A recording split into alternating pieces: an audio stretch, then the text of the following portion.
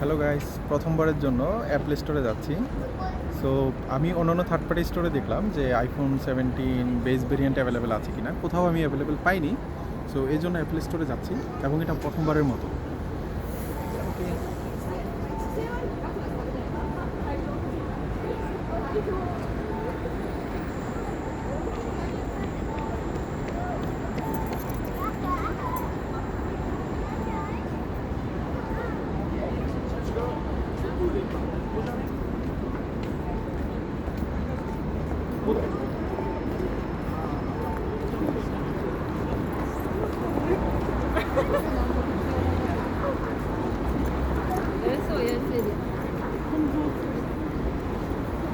এখানেও দেখে আসলাম এবং এখানেও কোনো ধরনের আইফোনের বেস ভেরিয়েন্ট অ্যাভেলেবেল নাই।